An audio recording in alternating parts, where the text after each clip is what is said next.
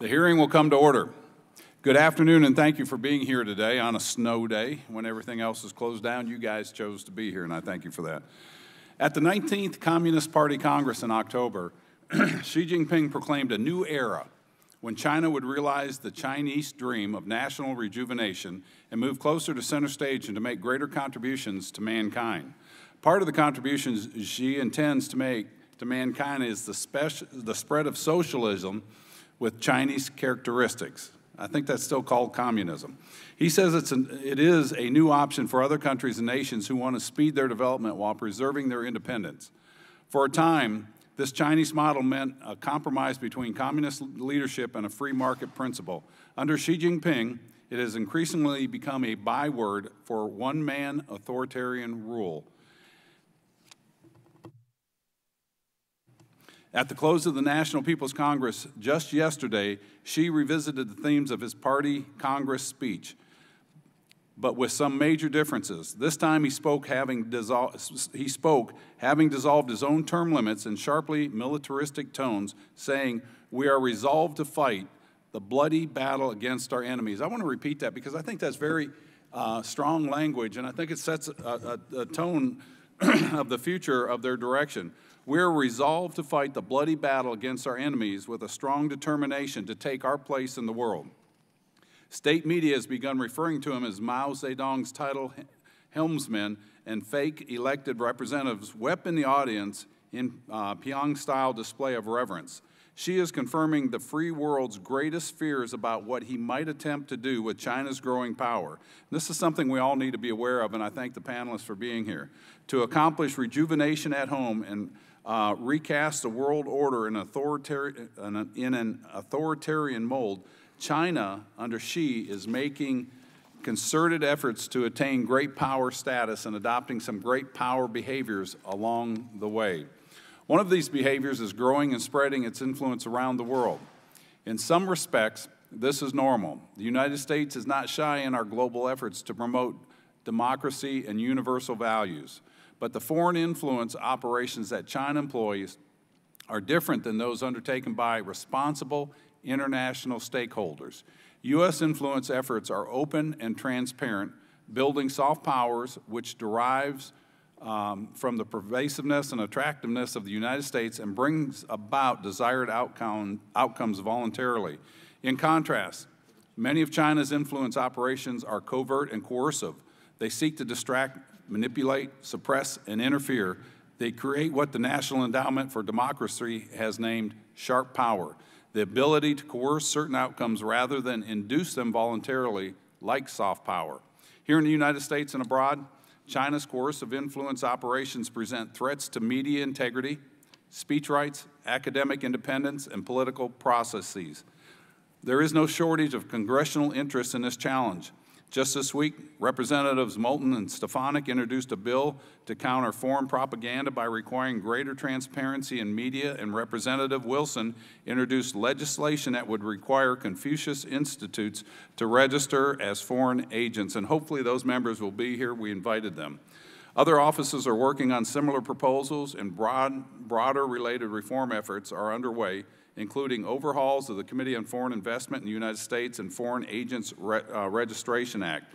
Congress is pursuing proactive measures as well, such as my own BUILD Act to reform development finance efforts and increase U.S. effectiveness abroad, using the policies of the United States government to help people build their own economies for their benefit, unlike the one belt, one road, which goes one way, and that's to China. This afternoon, I look forward to the panel's view on what more must be done to counter the coercive influence operations, and whether Congress should focus on new initiatives, reforming outdated or insufficient authorities, or simply promoting the enforcement and utilization of measures that have already been passed into law. The challenge before us is significant. Not just a threat to our open society, but relevant in a much more and a larger global competition. After the fall of the Soviet Union, democracy stood unchallenged as the surest path to success. Now Xi is deliberately challenging the supremacy of democracy around the world with his personal brand of authoritarianism.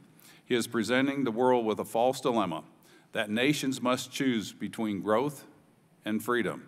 If the developing world believes his lies, she may succeed in building an alternative order of subservient strongmen who will meekly go along with China's global ambitions in exchange for patronage in their own spheres of influence. The stakes in this contest are high, and China's influence operations are the tip of the spear. On a final note, I would also mention that the members of Congress are well aware that the real threat comes from the Chinese Communist Party, not every citizen of China or every person of a Chinese background. In Australia, the party has sought to discredit reasonable reactions to its interference by casting them as McCarthyist hysterics and making accusations of racism. I'm sure that the same tactics will be deployed as the United States seeks to protect itself from the same coercive influence. Many policy experts have wisely warned about the dangers of allowing a rational response to devolve into a reactionary panic. We will not allow that to happen here. And with that, members present will be permitted to submit written statements to be included in the official hearing record. And without objections, the hearing record will remain open for 5 calendar days to allow statements, questions, and extraneous materials for the record subject to length limitations in the rules. And the witnesses' written statements will be entered into the hearing. I thank the witnesses for being here today, and I now turn to our ranking member from California, Mr. Sherman, for any remarks he may have. Mr. Chairman, you quoted the Chinese leader as demanding for China a place in the world. That is so reminiscent of the demands of Kaiser Wilhelm, who demanded for Germany a place in the sun. Both Germany slightly over 100 years ago and China today are revisionist powers. And we often talk about the lessons of the 1930s and Munich, etc., but we would be well to study the lessons and the failures of 1914 as we deal with this revisionist power on the other side of the Pacific. I will have to be absent for part of this hearing because the Middle East Subcommittee is meeting about the Saudi 123 Nuclear Cooperation Agreement. And as a former chair of the Terrorism and Nonproliferation Committee, I will oppress them with a few nuggets of alleged wisdom and then return to this room by way of the Financial Services Committee, which is voting at the same time. China has much to add to the world conversation. A free and fair exchange of ideas, quite reasonable. As a kid, I listened to the shortwave radio from Moscow and Beijing. We have nothing to fear from the fair presentation of China's views. But when they exercise an unfairly acquired economic muscle, an economic muscle acquired through policies that we allow and that Wall Street protects, when they use that economic muscle to snuff out competing voices, then we should be concerned. I represent more of the entertainment industry than any of my colleagues, and we are so proud that we in Southern California shape the world's dreams and the world's thoughts. But there are those who think they should be shaped in Beijing to promote China's preferred narratives. China is trying to take the censorship they've long forced upon their own people and export it here. And they have two ways to do this. They have the studios by the quotas, and they've got the studios by the screens. We have allowed China to send in as many different garments into our country as they choose. Big shoes, small shoes, big ties, small ties. We are only allowed to send 35 movies into China. Now, how does that hurt us? First, hurts us economically. Second, means we have a limited impact on Chinese citizens.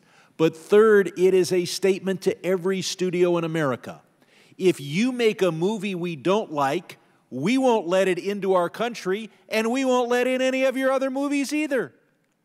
we're only going to let in 35. We could let in the 35 from your competitors. We've got you by the quotas.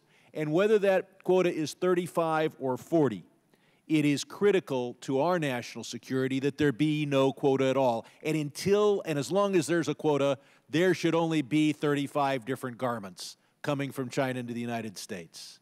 Or maybe 17 garments and 18 electronic devices.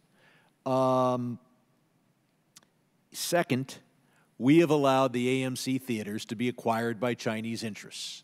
So they've got them by the screens. You make a movie about Tibet, they're not going to show it on their screens, and they may not show any of your movies on their screens. That kind of economic power, used to cut off the next Tibet movie, used to demand that never is the Chinese government or its agents a villain in any movie, that interferes with free expression in the United States. When artists speak out against China on issues of human rights, they may be blacklisted by the studios who are worried about being blacklisted and kept off either the screens in China or the AMC screens here in the United States. And so we see PLA soldiers as heroes in major American movies.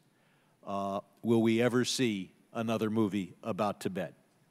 At the time when China, in every international forum, talks about non-interference, China is systematically seeking to control the discussion of ideas here in the United States. This has got to be stopped, and the first step, I believe, are these hearings to shine a light on it. But unless we're willing to say no more garments, electronics, etc., come into our country under terms that are different than our movies go into their country, they'll have us by the studios. I yield back. Well said. Ms. Titus, do you have some opening statements? Just briefly, Mr. Chairman. Yes, ma'am. Well, thank you very much, and thank you for holding this hearing.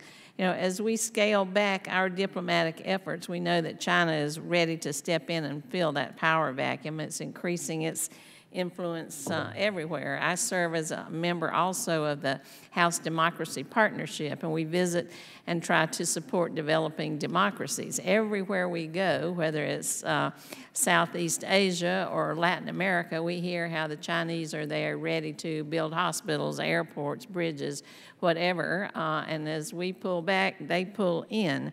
I've read some of the testimony, and I see that there's a lot of emphasis in here about transparency, accountability, free exchanges of ideas, all being so important in order for us to counter this censorship that China is pushing. You also say that actions that fan xenophobia and restrict pluralism just play into their hands. They weaken our democratic institutions, and they make the Communist Party's own case for why we're a flawed system. I hope that as you proceed to testify or answer questions, you'll address how, under this administration, which seems to exemplify all of those problems, lack of transparency, lack of accountability, no free exchange of ideas, xenophobia, build a wall, Muslim ban, how that kind of politics and rhetoric are hurting our efforts to counter this influence by China. Thank you, and I yield back. Thank you for your comments. Next, we'll introduce our panelists. Mr. Peter Mattis, Fellow in the China Program at the Jamestown Foundation. Ms. Shanti Kalathal, Director of the International Forum for Democratic Studies at the National Endowment for Democracy. Dr. Ann Kokas, Assistant Professor of Media Studies at the University of Virginia and Fellow at the Kissinger Institute on China and the United States at the Wilson Center. Thank you for being here. Mr. Mattis, if you start. Thank you very much, Mr. Chairman, and for the other members for inviting me to attend. It's an honor to appear before you today. I've divided my testimony into a few quick parts. The first is why the CCP interferes in countries abroad, a brief description of what they're trying to do, and perhaps I'll spend most of my time focusing on some of our responses. First is that the Chinese Communist Party places its highest priority on building and maintaining political power. And that is not something that is just at home, but it is something that in the 20th century, communism has always had a push beyond borders, because security for these kinds of governments comes from the inside out, and there's no obvious sense of where the borders start or where they end. And if this sounds a little bit abstract, let me read a small section from China's national security law. It says, national security refers to the relative absence of international or domestic threats to the state's power to govern, sovereignty, unity and territorial integrity, the welfare of the people, sustainable economic and social development, and other major national interests, and the ability to ensure a continued state of security. National security efforts shall adhere to a comprehensive understanding of national security, make the security of the people their goal, political security their basis, and economic security their foundation, make military, cultural, and social security their safeguard.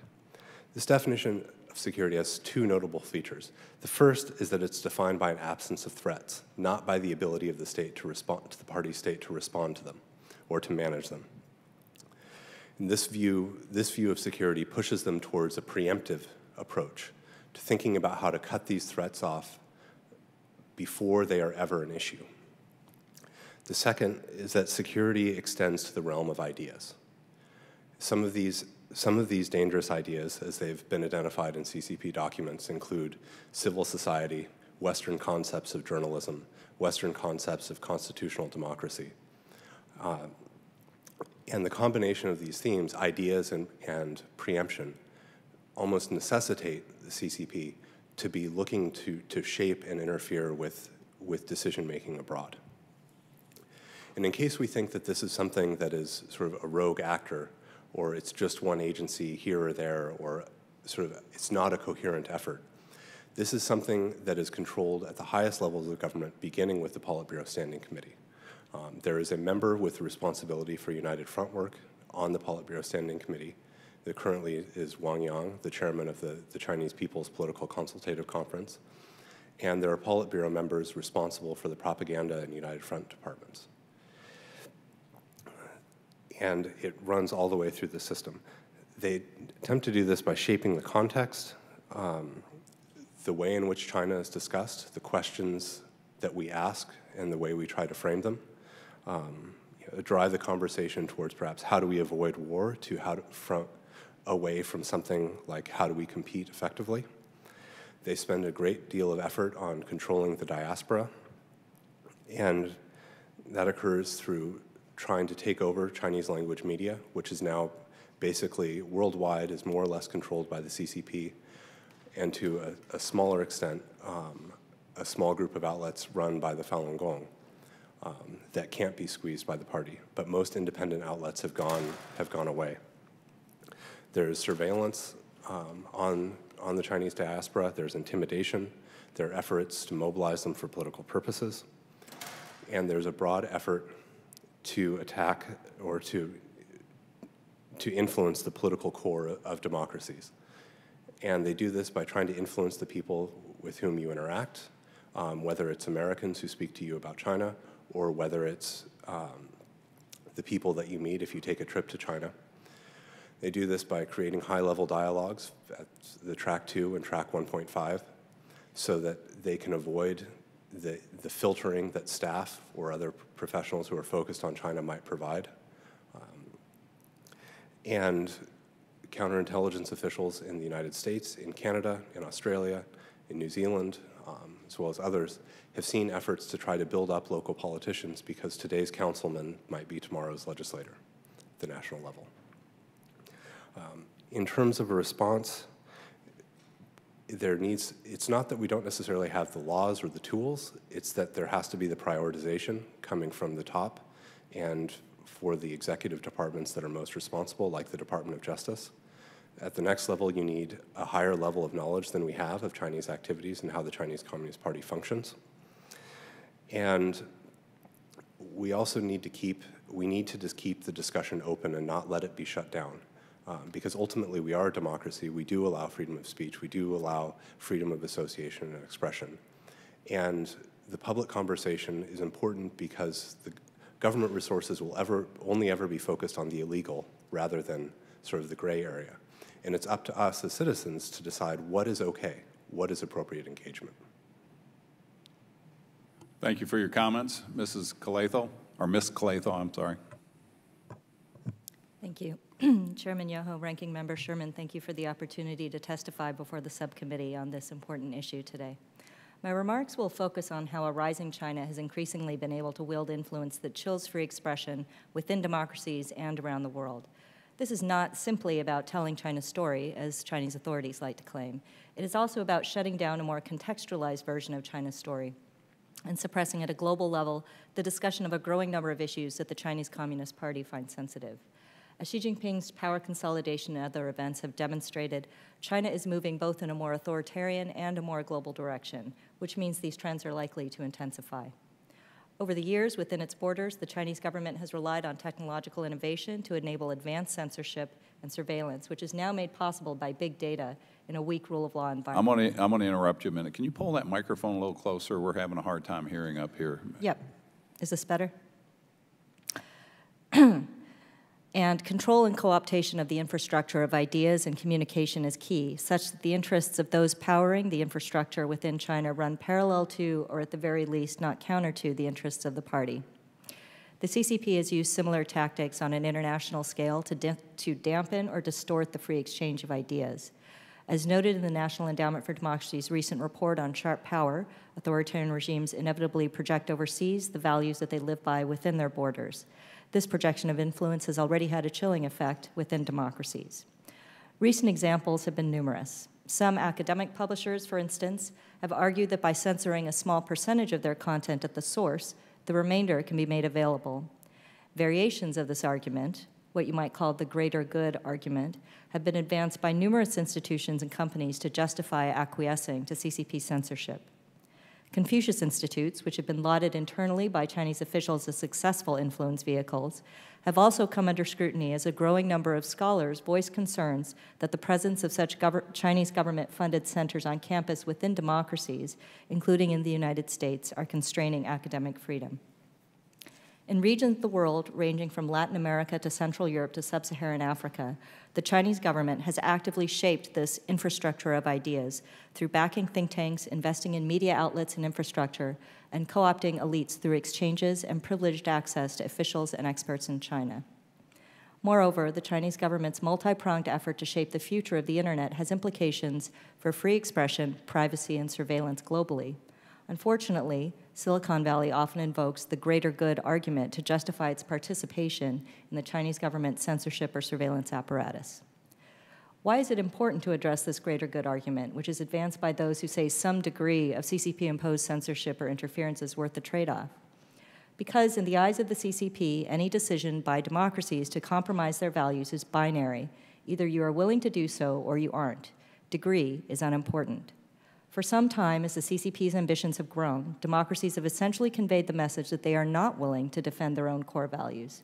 As a result, the Chinese authorities increasingly set the rules with institutions within the democracies on standards of free expression, a development with enormously troubling implications if we remain on this trajectory. Democracies are slowly coming to grips with this fact.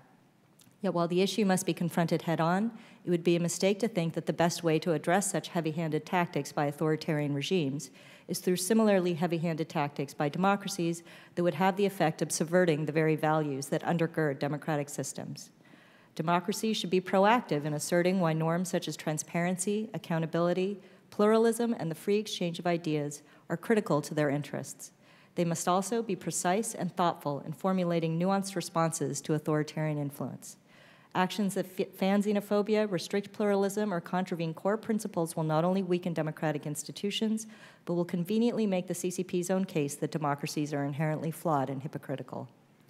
With this in mind, democracies might consider several options, including continuing to uncover the ways in which the CCP's influence activities are impinging on democratic institutions outside China's borders, and to share information on best practices for dealing with these activities while respecting democratic values. Facilitating democratic learning and supporting the capacity of local independent media to report in a dispassionate way on issues relating to China, particularly in countries and regions without deep capacity to do so. Seeking transparency in institutional agreements with Chinese government-affiliated institutions such as Confucius Institutes and others. collectively supporting existing norms relating to academic freedom and freedom of expression so that individual actors are not susceptible to being picked off and pressured by the Chinese government or its surrogates. Within relevant private sector industries, standing up initiatives that establish voluntary mutual adherence to accepted norms of free expression and fundamental human rights, and encouraging democratic solidarity among countries that are grappling with their engagement with China. Such solidarity will invariably lead to more effective and democratically sustainable outcomes given the scope of the challenge. Thank you. Thank you for your comments. Ms. Kokas. Chairman Yoho, Ranking Member Sherman, and members of the U.S. House of Representatives Foreign Affairs Subcommittee on Asia and the Pacific, it is an honor to be here. Funding from the FLAS, the Fulbright U.S. Student Program, the East-West Center, and the Woodrow Wilson Center, where I'm currently in residence, have been central to my ability to research China both now and as a student in public universities in California and in Michigan. Particularly in an era of increased Chinese influence in the United States, there is a crucial bipartisan national security need to fully fund the study of China by American scholars and students. My remarks today focus on 3 key topics related to media industry influence. Number 1, the current challenges of Chinese influence on the U.S. media industries. Number 2, the challenges of deterring Chinese influence on the U.S. media industries. And number 3, recommendations. The regulatory landscapes of the Chinese and U.S. media industries differ starkly.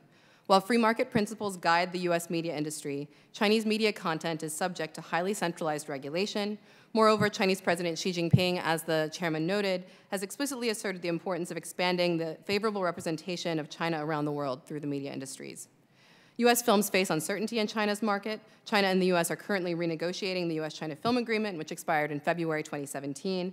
In response to the quota on foreign films imposed by this agreement, many U.S. studios participate in official Sino-U.S. film co-productions, which circumvent the film quota in return for allowing Chinese regulators to shape content at every stage of the production process. And I'm talking about big-budget, $100 million, $200 million films. Studios and other content producers also anticipate Chinese censorship. One Fox television executive stated that their firm makes quote-unquote China-compliant content to reduce time to distribution for TV series with Chinese market aspirations. And these aren't TV series that have that have guaranteed distribution in China. These are just that aspire to Chinese distribution. Now, Netflix has also discussed distributing quote-unquote airplane cuts or censored films in order to access the Chinese market. The difficulty of accessing China's media market incentivizes U.S. firms to allow Chinese content standards to influence how they produce media for the global market. Now, while U.S. firms face a highly restrictive market entry environment in China, Chinese firms have a relatively free hand to invest in the United States. Chinese firms have acquired U.S. studios like Legendary Entertainment, theatrical distribution infrastructure like AMC and Carmike, as well as establishing multi-film deals and individual film financing deals. Now, under these circumstances, the U.S. film industry has gone out of its way to collaborate with Chinese regulators. In 2013, 2015, 2016, and 2017, U.S. media industry leaders invited Chinese regulators to give talks explaining how to comply with Chinese content regulations in Los Angeles. Studios value the financial benefits of collaborating with Chinese partners in many ways more than they are concerned with the influence of Chinese regulators on content.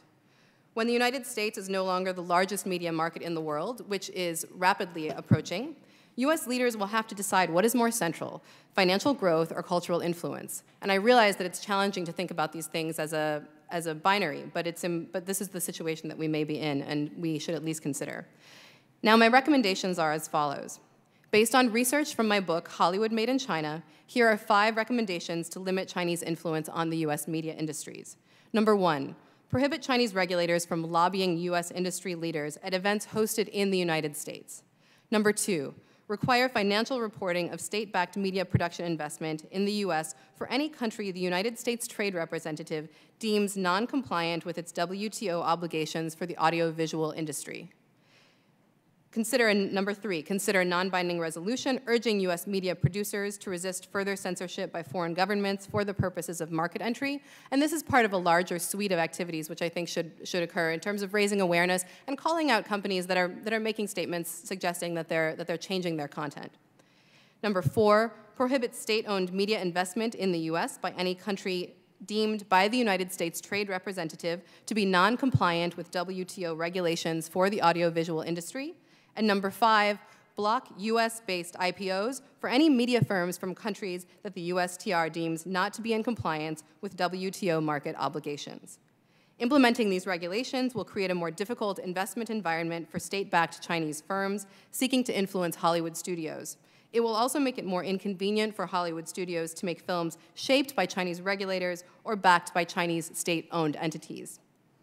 I would like to reiterate my gratitude to the U.S. Congress for its historical, bipartisan support for the study of China and for giving me this opportunity to share my work. Thank you. Thank you for being here, and we're excited about this because there's been a lot of talk about what China is doing and what their intent is, and I think it's very evident, self-evident. It's right out in front of us if we just listen. And, you know, I read your testimonies beforehand, and I think you guys are all spot on, and so we look forward to highlighting this so that we can make policies to direct what we do as a nation. And I want to let you know how important it is that you're here because you're the ones that are giving us the expert advice. And that a lot of times turns into recommendations we give to the State Department or to the administration and or is legislation, as Mr. Wilson will talk about here in a minute. But I think if we listen to just the words in the past, if we go back to Deng Xiaoping, well, actually, if we go to Mao Zedong, in 1949, he mapped out a 100-year plan to rebuild the Chinese empire. And he had the Great Leap Forward, and he brought in all the laborers, and they were going to feed all of China with their farm laborers, and it was forced labor. Production went down, and millions of people died. During his reign, he's credited with 40 to 80 million people dying under his reign. But yet they hail him as a great leader and a great philosopher. I don't know if we would do that in this country. And then if you look at Deng Xiaoping, his quote, and again, this is building the direction of China. You know, you've got the 100-year mapped out under Mao Zedong, 1949. We're well into that, almost 69 years into that. And then Deng Xiaoping quotes, hide our strength and bide our time. Or another way is hide our capacities and bide our time. And there was a great documentary that was done, I think it might have been in the early 80s, when he said China could not compete with Japan or other countries like the United States in computers and IT and manufacturing, but what we can do is we can corner the market on rare earth metals, and they did. And then you move on to Robert Gates's book called Duty. When we were negotiating military sales with Taiwan, as we've done since the 70s, China always balked at it and didn't like it, but in his book, I think it was in 2013, during the negotiations, China raised holy Cain with their ambassadors and their admirals, saying how wrong this was and this was not right to do. And our negotiator says, well, we've been doing this since the 70s. Why now the complaint? And this is what they said. And I think, again, this is a signal. Yes, I know you did, but back then, China was weak. We are strong now. And then you move on to Xi Jinping in the 19th Party Congress. Back in October of 2017, when he took center stage, or he was up there, and he says that the era of China has arrived. No longer will China will be forced to swallow their interests around the world. The era of China has arrived for us to take the world center stage. I take that as a threat, you know, like they want to knock somebody off the stage, you know, and we shared this with people in Hong Kong in their pro-Beijing members that were there, and we said, I take that as a personal assault on Americans' sovereignty, and that will not be tolerated, and please carry that back to Beijing, and I hope they did. And then with the opening statements here of what Xi Jinping just said, I guess it was this week, we are resolved to fight the bloody battle against our enemies. I think that's concern for everybody, the bloody battles against our enemies. We're not at war with China. We're not at war with anything they're doing other than their aggression that they're showing in the South China Sea, their aggression against democracies around the world, and they're throwing out their form of socialism with Chinese characteristics, which I said in the opening statement, you can put lipstick on a pig, it's still a pig. You know, they can call it what they want, but it's still communism because it's authoritarian rule. And you were so right talking about, actually it was Miss Calatho talking about the greater good argument of Silicon Valley and Hollywood too, as you've brought up. They're willing to sell the profits, they're willing to get rid of the integrity that makes a business great for the short-term profits. And again, keep in mind, China is playing the long game here, and we need to smarten up. And I'm thankful for that you're here to bring this out more in the open. So how can we best counter what Xi Jinping's promotion of China's governance is in the model in the developing world? That's one. Does this need to be done through diplomacy, trade, military, or all of the above? And is China using, in your opinion, the Belt Road Initiative to drive countries towards this model? And Mr. Mattis, if you'll start, just we'll answer these as quick as you can, and we'll get on to the other members. The first way, I think, to counter is that we have to do defense well. It's not necessarily about what China is doing, but protecting our own sovereignty. Because when we don't enforce our laws, when we don't protect our citizens, and we don't protect our industries, then we are ceding our sovereign rights as a government and as a country to allow this interference. And all of these things start at home before they become questions of how do we deal with Chinese diplomacy, how do we deal with their efforts to expand their influence abroad. Thank you. With respect to the developing world and with other countries, one of the things that we found in our report on sharp power is that young democracies in particular who are interested in perhaps understanding more about China often don't have the capacity to do so.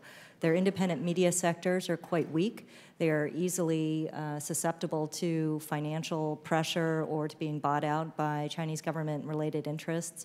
So there's a tremendous need to put China into context in these countries. And in the countries that we studied, they included Slovakia, Poland, Argentina, and Peru. And there are a number of other countries on the African continent where this would hold true as well. So I think a first step, if we were to support, or if democracies could support better understanding of China in a way that is not influenced by the Chinese government's own narrative, that would be a big step. Dr. Kokos? And I would like to reinforce what Mr. Mattis said regarding enforcing our own laws and institutions. It's essential to set the standard and to identify what role we can play. But more importantly, I think within this context, it's also important to continue to participate in multilateral and multi-stakeholder regional institutions. And I'm particularly thinking about increased participation in multi-stakeholder internet governance institutions, where China has been making huge inroads and investing in sending staff to participate and set these new standards. Thank you. Thank you. Next, we'll go to Mr. Tom Marino. Thank you, Chairman. I'm going to approach this from a geopolitical position, and then each of you can respond. We'll start with you. I'm sorry, I'm drawing a blank on the name. Kokos? Yes, we'll start with you, right, please, and then go to your right. It is said that China will defeat the United States and other democracies, not by its military. However, it will win by controlling the world market and international economy. For example, take the country of Africa, the continent of Africa, and the countries within there. China takes oil and minerals, great abundances, and anything else it can get its hands on. In return, China invests in Africa's infrastructure, finance, among other things, and other ventures. This insincere philanthropy saddles Africa with large debt. Nevertheless, this move by China is only the beginning. It is a test for China's growing international ambitions, i.e., in their sights, Iran, Afghanistan, of course, North Korea, and South America. Would you please comment on their aggression economically in these developing countries and continents? Mr. Marino, thank you very much for that excellent question. And I think that one of the ways that we need to frame this is how U.S. companies also operate within these spaces. So when we're looking at financing and investment, U.S. companies have also been very active in investing in these markets and extractive industries. Now, one of the key differences is the connection between the state, the party, and the industries. And this would be the crucial distinction here. Now, I think to the degree that Chinese investment is an extension of Chinese state power, this is concerning from my perspective in terms of setting standards, particularly setting standards for new industries in developing countries that don't necessarily have those standards yet, particularly in telecommunications. I think that this is also of concern when we're looking at potential industries where, such as rare earth, where we have a larger long-term competition. So, thank you. I yield my time. Thank you. You know, with respect to the countries of Africa and developing countries in general, I think China has made tremendous inroads, not just with its investment, but with its overall approach, where it portrays itself as a fellow developing country that has actually managed to lift itself out of poverty very effectively. And I think it would be a mistake to discount the power of that narrative within developing countries, because they do look to China as an example. And so the narrative that China represents something of a model does not fall on deaf ears. I think it does have some resonance. It is part of the challenge to be able to show the complexity of that rise and to show that there are aspects of the Chinese system of governance which may be inimical to democracies around the world. This is not being clearly conveyed. I recently was in Africa talking to a number of independent journalists and civil society activists, and there's a distinct dearth of knowledge with respect both to the Chinese internal system of governance as well as to the true ramifications of its investment and development policies overseas. And again, that goes back to a tremendous lack of capacity. I think independent journalists have long tried to cover some of the aspects that Dr. Kokos just mentioned about the actions of multinationals in the mineral sector in developing countries and within Africa. But there has been less attention to the Chinese presence, and I think that's partly because the governments of many of these African countries have struck deals with the Chinese government, and it creates an environment that makes it very difficult to explore the true ramifications of those investments. So these independent journalists and civil society activists and academics and policymakers throughout the developing world need the capacity to better understand the full ramifications of Chinese investments and to be able to report and discuss these things in a way that's free of Chinese government influence. Thank you. Mr. Manis, you have 20 seconds. We have the Foreign Corrupt Practices Act that can provide some effectiveness at dealing with practices that have clearly gone into the corrupt or the coercive. We also have the ability to bring people to the United States and educate them. I'll simply use the example of a friend of mine who is from Sudan or South Sudan and was brought to the US and educated. And his brother did the same thing in China. And their views of what governments should do, how they should act, how they should relate to civil society, how they should relate to media, couldn't be starker. Thank you for the questions and the answers. We'll next go to Mr. Connolly from Virginia. Thank you, Mr. Chairman. I don't know what you all did to scare up all the Democrats, but I thought you'd want a little company. Anyway, thank you, and thanks so much for being here. Dr. Kokos, you come from, of course, one of the great universities on the planet. Pleasure to be here. I enjoy going, I lecture there once a year, so I very much enjoy going down. And if you see Professor Jerry Warburg, please say hello for me. Absolutely. He's a good friend at the Batten School. How worried should the United States be about the fact that China is exercising soft and sharp power, as it's been called, you know, in things like, you know, the new Silk Road, making enormous investments throughout the developing world, but they are fixed investments. I mean, they're not movable. They do indebt countries, and I was in Sri Lanka last year, and In Hambantota, they built a whole new port. They built a hospital. They built an amphitheater and a conference center, and all of it pretty empty. And the debt was beyond Sri Lanka's ability to carry. And of course, now they're signing a long-term lease for the Chinese to manage it. It's in a strategic location that is of some concern to the United States and India. But if they want to build stuff for other countries that is immovable, even if we think it's not a good economic investment, or they could, there's an opportunity cost associated with this, in a sense, how concerned ought we to be? So with a lot of the BRI investments, I'm taking a wait and see approach, because it'll be interesting to see how developing countries respond to this over the long term, because a lot of these deals are not great deals.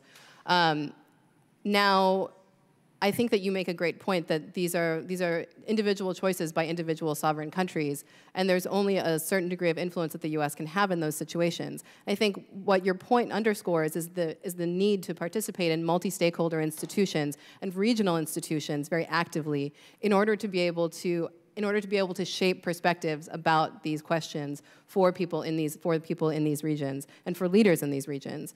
But our ability to counteract Chinese investment in individual countries really can only be counteracted, from my perspective, by parallel investment or by influence in multi-stakeholder institutions. So thank you.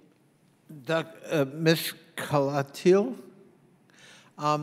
what kind of goodwill is China aggregating to itself with these kinds of investments, especially when you hear, I certainly heard in country after country, they stick to themselves, they create a Chinese camp, they don't hire local labor, they import Chinese labor, there's no ripple effect in the economy. Yeah, we're left with a new hotel or a hospital or whatever it is, but we haven't really reaped the benefits of local labor participating in the project, and they're kind of aloof and separate and keep their own to themselves. They don't kind of mingle after hours with the locals. You actually hear that in terms of a certain, there's even a racial aspect to it, there's certainly an economic and social aspect to it. How much goodwill do they muster from these kinds of investments at the end of the day, do you think?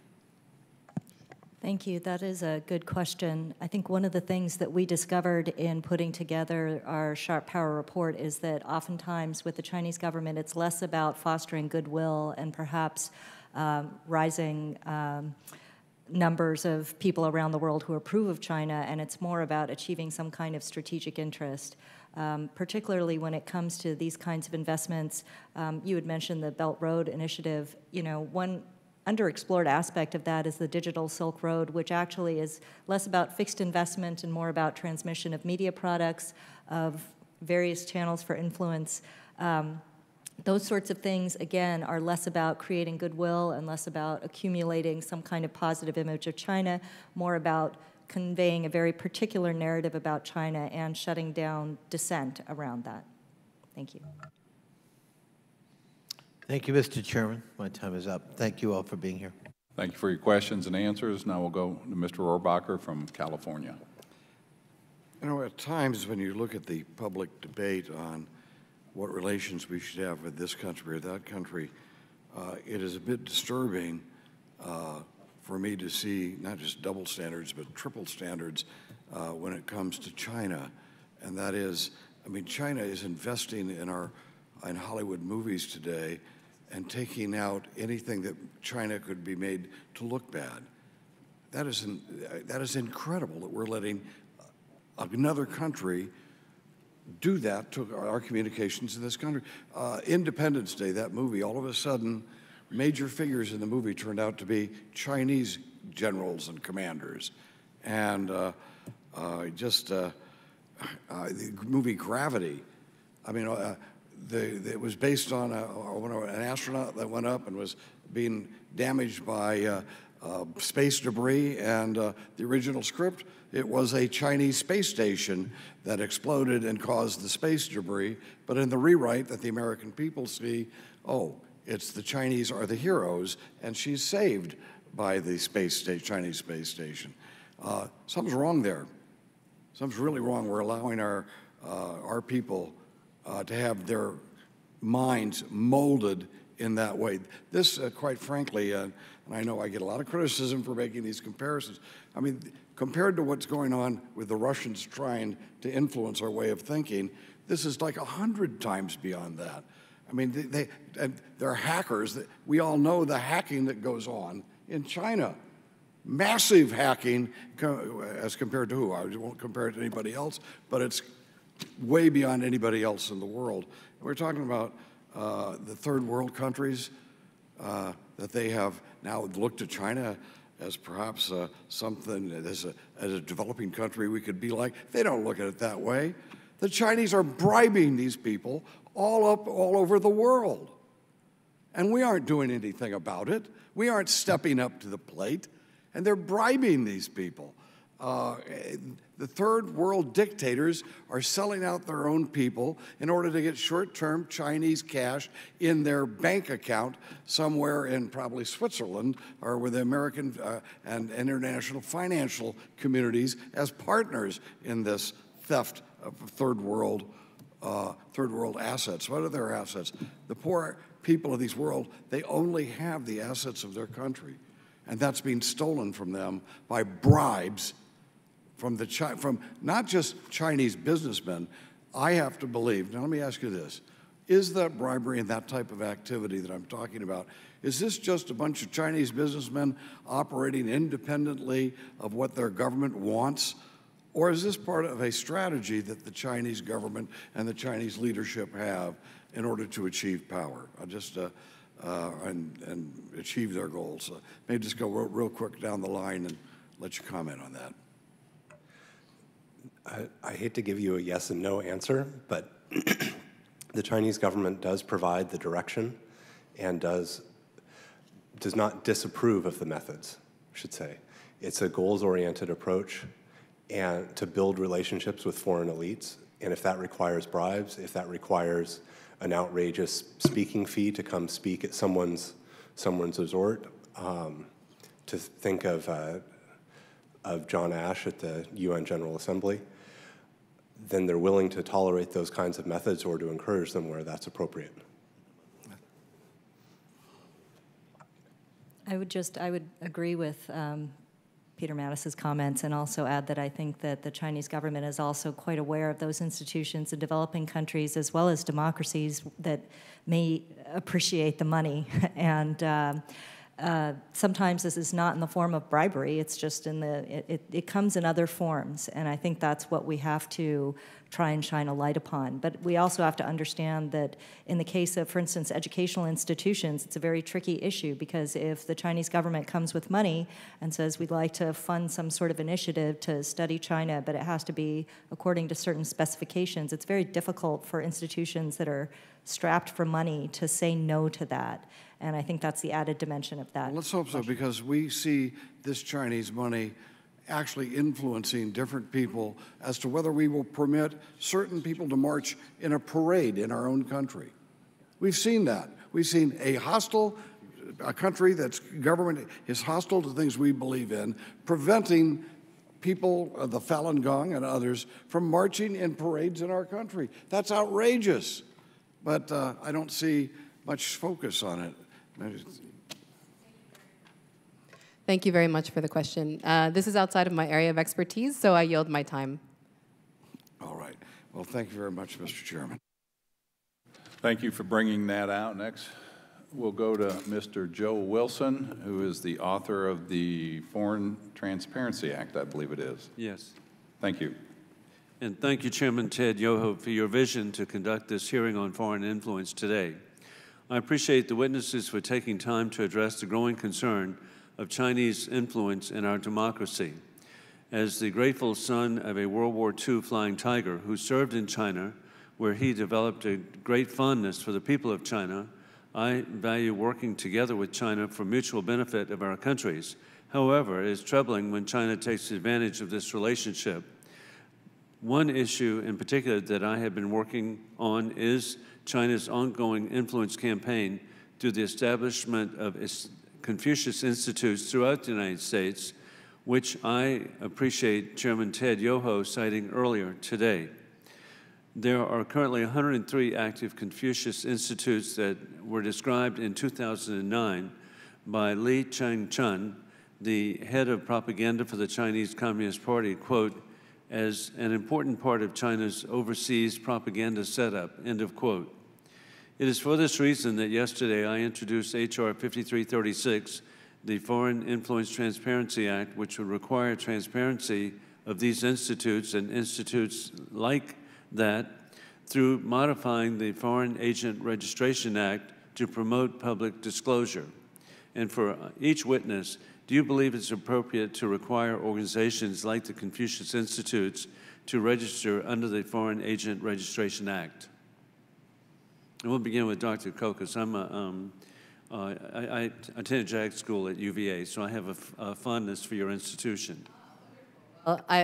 We always love meeting our alums, and especially doing such wonderful things. So thank you so much for that great question. And as a professor, this is a particularly meaningful issue for me. And what I would underscore is that there is a very easy way to get Confucius Institutes off of U.S. campuses, and that is by increasing the funding for the study of Chinese from the U.S. federal government. And for my colleagues and my students who are using these resources, most of it has to do with a lack of state and federal funding for the study of Chinese language. So this isn't because of a preference to bring Chinese faculty onto campuses or into elementary schools or middle schools or high schools. It's because at the state, local, and federal and national level, Chinese language education has been severely cut. Now, to your question about whether or not it's valuable to register Confucius Institutes under FARA, I'm hesitant to support that approach because of the importance of academic freedom, and I do question how this type of registration would not only affect things domestically, but also for U.S. students and scholars who are trying to go abroad and study abroad in China. And I think, as you pointed out, continuing this dialogue and continuing to be able to have scholarly and academic exchange is essential for future development and growth of the relationships between our two countries. And of course, what I'm proposing is not a bar at all. It's disclosure and for students to know the relationship with the government, with the Communist Party, as they enter in, and not at all a bar to Mandarin language or whatever. So I think that there definitely is an upside to identifying more clearly what those origins are. And I will tell you a story about something when I was in Virginia. I was giving a talk at William and Mary, and there was a Confucius Institute leader who oversaw a talk that I was giving and asked specific leading conversations. And I didn't know before I went to give the talk that the Confucius Institute was sponsoring the talk. So there are a lot of different ways in which this can have influence, and that actually shaped our discussion in the talk and the ways in which I had to, as a professor, respond to a lot of these issues. So I think that is important. But I think one of the best ways to counteract that, again, is increased funding for Chinese language education. Thank you. Thank you. Thank you, Representative Wilson. While I can't speak to the specifics of your proposed legislation, I would say that I think democracies in general would appreciate and do well from increased transparency around Confucius Institutes. I think that also happens at the institutional level, and what we found is that much of the knowledge about Confucius Institutes comes from reporting and in the United States from FOIA, and there has to be a better way to increase transparency around the agreements that universities have struck with the Confucius Institutes. And a way to get that information out to the broader public. Thank you very much. And Mr. Mattis? I'm firmly in favor of the discussion that your bill creates, because it is about a conversation about what is appropriate, what are the rules of engagement. The agreements should be open and they should be important. I think Confucius Institutes are not important for the individuals that are in them, that are brought over from China as language teachers or whatever else. They're important for the institutional relationship that is established between the university and Hanban back in China, or ultimately the United Front Work Department. And it's that institutional relationship provides leverage. So it's less about the individuals that are there and more about how that connection or how the loss of funding or how the loss of other academic programs might be used to pressure those universities. Yeah. And thank each of you, and thank you again, Chairman Yoho. Thank you. Thank you. We'll next go to Mr. Shabbat of Ohio. Thank you, Mr. Chairman. First of all, apologize for coming a little late. As you probably maybe already announced, there were two foreign affairs hearings going on at the same time. The other was on Saudi Arabia, potential nuclearization and things right across the hall, and so went there and now here. So if I'm repeating any things, I apologize. And I'll just kind of throw this open. This to anybody. First of all, as far as pressure, censorship, et cetera, either from the Chinese government or Chinese interests, either at home or especially here in the U.S., on a couple of groups that I just wanted to ask you about. First, just on students and making sure that the Chinese side of things kind of pushes out everything else, that they get their message through, and the pressure that they're putting on entities here in the U.S. Anybody want to talk about that? I know you've already talked about this to some degree, but I'll open it up. Yes, sir.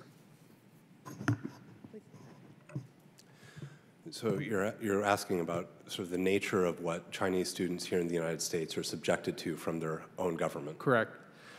Well, and also perhaps former citizens of China who now have either become U.S. citizens or still have family members back there who they have to keep in mind that they may be under pressures or threats back home, even though they happen to be here now.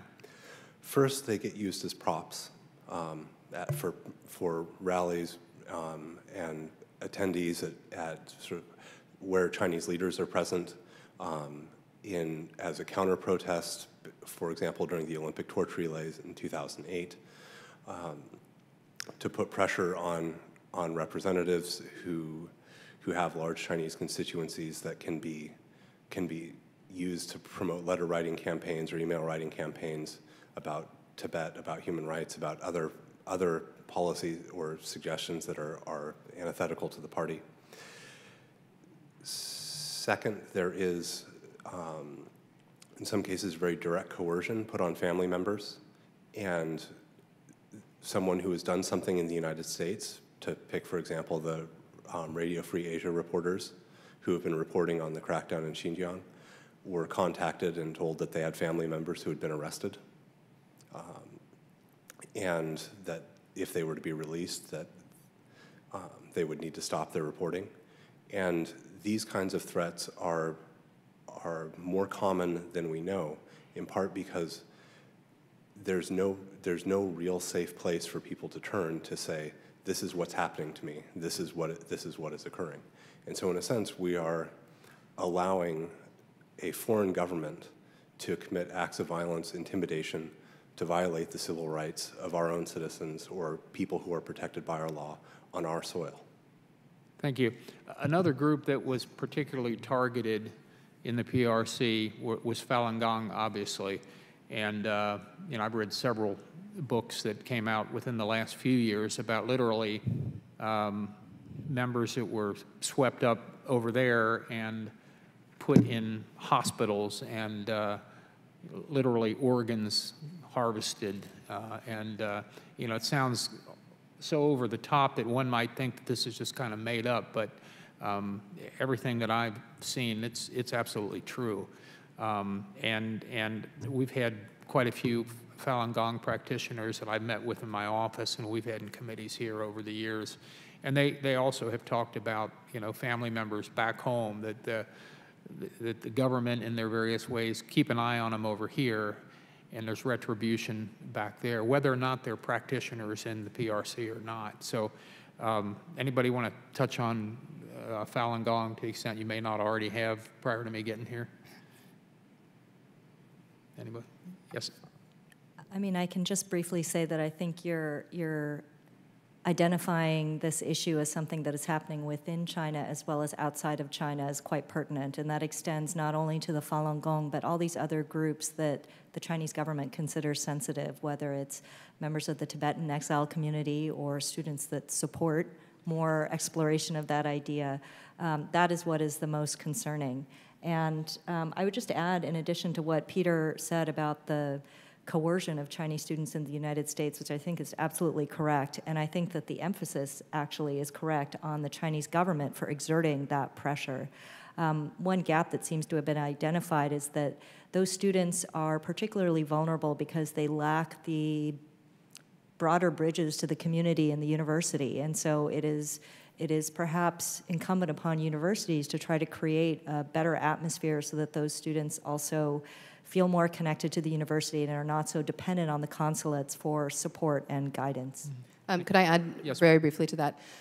Yes, and in the university environment, there is a challenge because a lot of Chinese students exist within Chinese language communities in which bullying or coercion occurs over Chinese social media.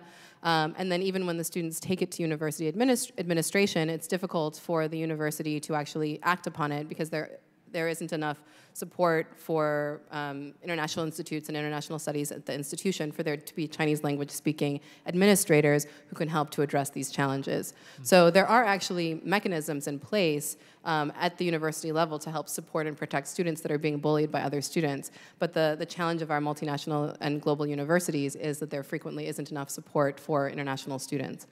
So I would just urge additional support of that nature. Thank you very much. My time's expired, Mr. Chairman. Thank you for your questions. Thank you for your great answers. If you've got just a little bit more time, I'd like to ask a couple other things, and Ranking Member Sherman may be back here. He had a vote. Actually, we've got Scott Perry here. You ready to go ask questions, or you want me to talk for a minute? All right. Well, go ahead. I'll yield to you right now. Mr. Scott Perry from Pennsylvania. Thank you, Mr. Chairman. I'm sorry to be late here. Just too many things going on, but I'll just do some blanket stuff and we'll see who wants to answer the questions. I am concerned about the Confucius Institute and their operations in the United States, the amount of students that they have studying here, the fealty that is paid by the university, so to speak, to China because they fund their students here. And of course, the universities want that funding. They pay the full ride, and many American students can't afford to come to the schools. So not only is it that influence that comes from the students being here and taking information back to China, which might be otherwise proprietary or just assumed proprietary, but also from the teaching component of Chinese professors that are propagandizing. And so in a sense, I don't know what the vehicle is, but I would be interested to hear from you folks what you think we can do about that from the standpoint of we have an open society with a First Amendment, right? But that doesn't mean that we wish for other hostile nations or adversarial nations to come in and utilize the provisions of our constitutional freedoms to undermine our government and our society. But literally, I don't think there's any question really that that's happening. So the question for you is what do we do in the confines of constitutionality and current law to address that? And if we don't have current law to address it, what would you propose would be appropriate? Mr. Perry, may I take that question? Please do. Thank you very much. And thank you for that excellent question. And I'd actually like to tell you a personal story that relates directly back to this. So my graduate funding was supported by FLAS, Foreign Language Area Studies. And through that funding, I actually taught Mandarin to students, both Chinese students and US students at University of California, Los Angeles. The gutting of that program means that my current institution where I teach, the University of Virginia, does not have that type of funding anymore. So that's graduate students who aren't being funded, that's fewer Chinese language classrooms that are being offered. These are not expensive programs when we think about the potential possibility for countering Chinese influence, using already existing programs that are already in place, adding additional funding there, and allowing universities that don't necessarily have funding to teach Chinese language to use US federal government funding rather than Confucius Institutes. Most of the institutions that rely on Confucius Institutes to teach Chinese language are not doing so because they prefer to take money from Hanban. It's because they don't have any other options, and they believe that it's important to train their students for the 21st century. And I agree with them, and I agree with you that that is important, and that is one of the benefits, right? That's one of the things. It's great to have that other language, and if the Chinese government wants to pay for us to have our students learn it, I'm all for that. The question is the propaganda that comes along with maybe not the language teaching, but the other components. So I can give you actually some very specific recommendations with regard to this. First of all, there are other foreign governments that pay for language and cultural education. So for example, the Korea Foundation pays for professors and endows professorships. However, the institution is able to select who the professor is. This is a crucial difference. So the professors and the teachers of Chinese language at universities and elementary schools and middle schools and high schools are selected by the Chinese government. So working with deals in order to only accept that funding, provided that the institution has more oversight over who is actually selected as the professor, is one important point. So can I ask you something about that? How has that been determined? Is that a country-by-country proviso, or is that just kind of the way it's done? China demands to have the selection right as a component or proponent of the funding coming along with it. And if the school, for instance, says, no, we reserve the right to choose the instructor, then China just says no. Is that, there's nothing in law, there's nothing in statute or rule or whatever that is a prohibition. It's just it's a country-by-country agreement with school by school. Precisely, yes. The other point that's important to note is that one thing that's quite easy to do is actually put up and create more transparency in the MOUs that different universities are signing, because different universities sign different agreements with Confucius Institutes, and typically institutions that have less institutional power and less funding sign less favorable agreements. So a database of MOUs, also the ability for the requirement that all institutions be able to leave that Confucius relationship on the spot if there are any perceived violations, is also an important point. Are there privacy concerns if, assuming that most of the institutions that accept Confucius Institute funding and also federal funding at the same time, are there privacy concerns from the institution standpoint that they would not want to make those agreements open to public scrutiny or government scrutiny? That's beyond my expertise. However, my guess would be in a public institution there would be more flexibility than in a private institution with regard to those agreements. I yield, Mr. Chairman. Thank you. No, I appreciate your dialogue, and you bring up a very important issue. You know, you're talking about our form of government and open, all of our amendments, but freedom of speech, freedom to participate. And I think it's time for us as a nation, we need to look at these things when we have foreign countries, as we've seen with Russia, as we've seen with China, dictating or pushing the narrative that weakens our democracy and bolsters their. And, you know, the last thing that China wants is a successful democracy. And we see them going after Cambodia. We see them going after all these fledgling democracies. And their wish is that they fall apart so that they can have the socialist form of government that they proclaim with Chinese characteristics, as you and I know, is communism.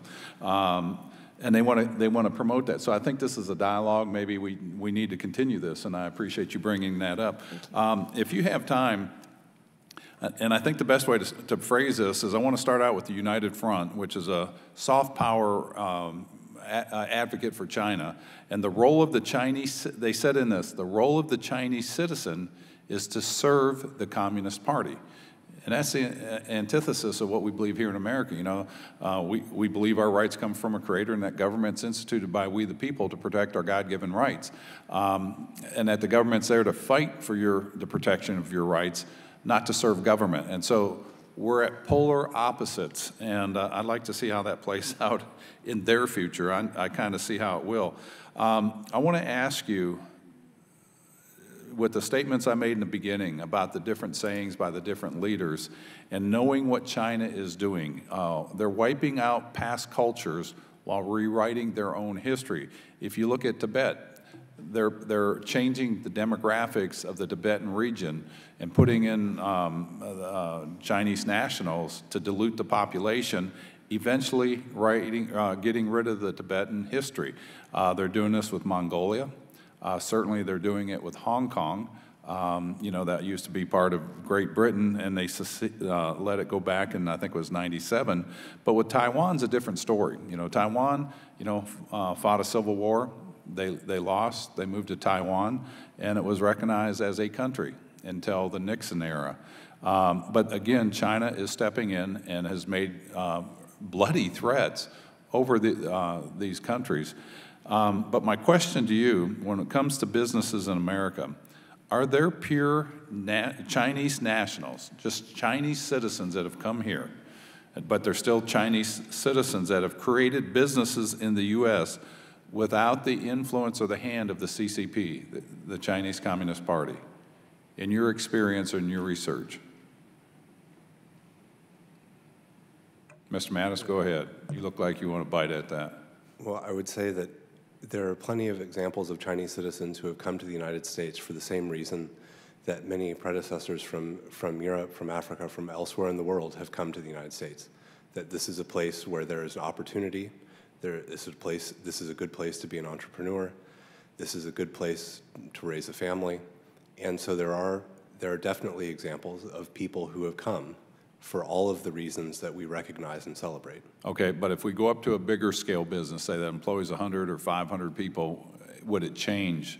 Would they be here on their own, or would they, we know the people that have restaurants and, small businesses, but as you get to a larger business, would that hold true for that? Or would you see a hand of the Chinese government, their Secret Service, their military? That depends on their interests back in China. Okay. If they have substantial business interests there, then they are vulnerable to coercion. They could be punished for participating in political activities that the party doesn't want through the compromise, the compromise of their assets back home.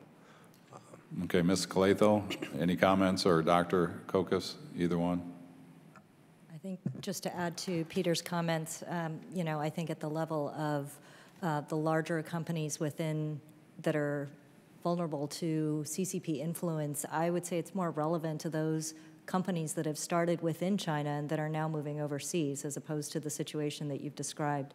I think you can find many, many companies that were started in China in the absence of significant foreign competition, perhaps, and that now are moving overseas, and through a variety of means of influence, the party is able to pull levers over what they invest in or how they direct their interests.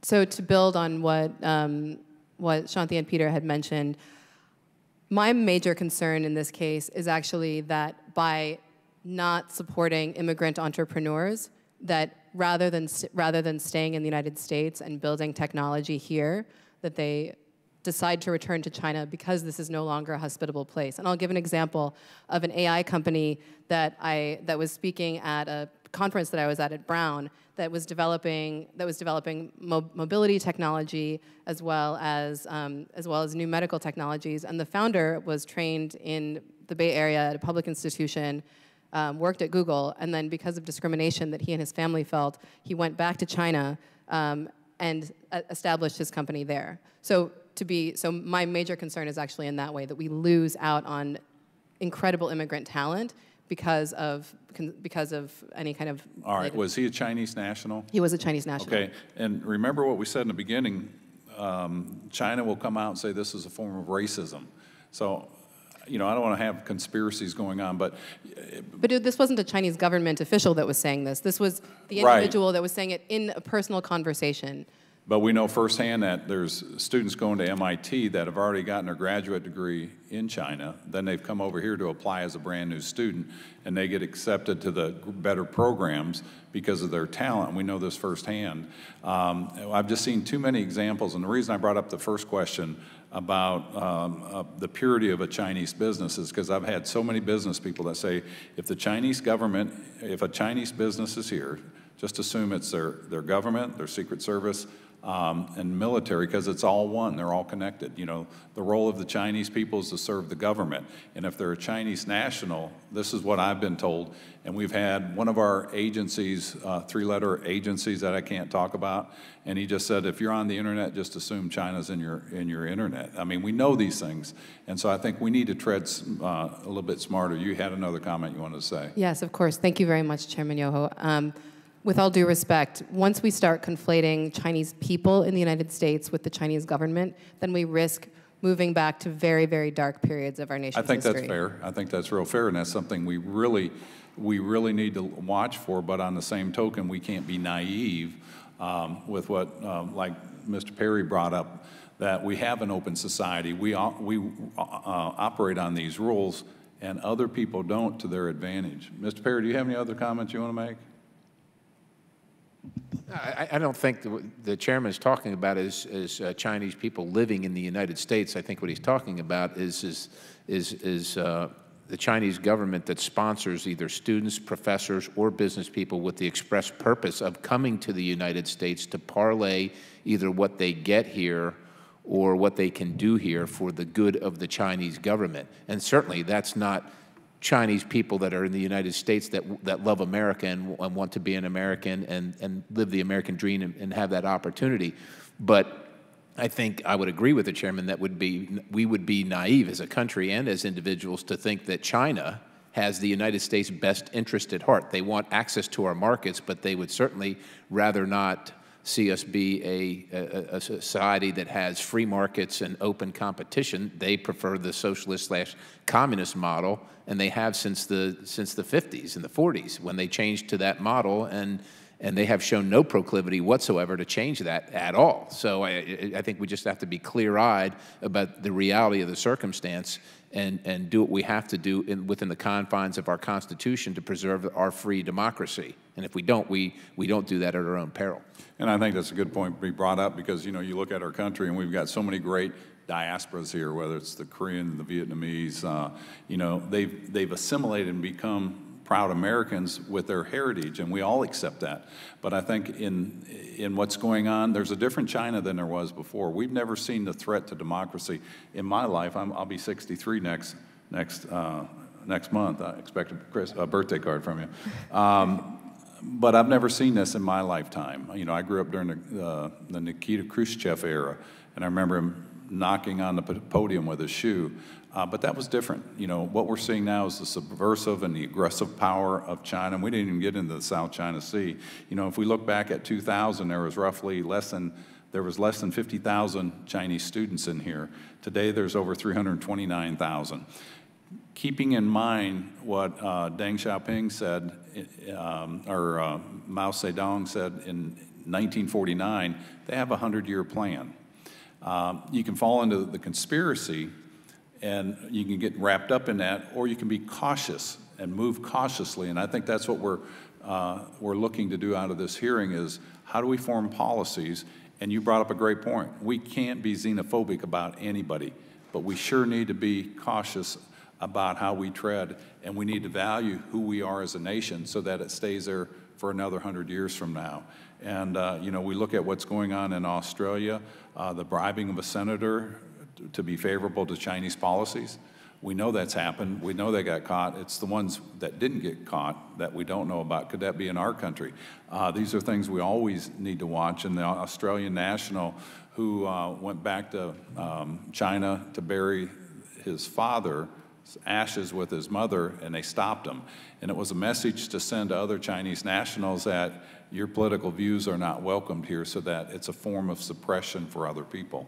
You know, I can't tell you how much I thank you. Our team back here has already told us they've got a couple ideas for bills, so thank you. And we appreciate your time. The committee, the Subcommittee on Asia-Pacific Foreign Affairs, as of this date, March 21st, has come to an end, sadly, but we appreciate it, and it's adjourned. Thank you for your time. Thank you.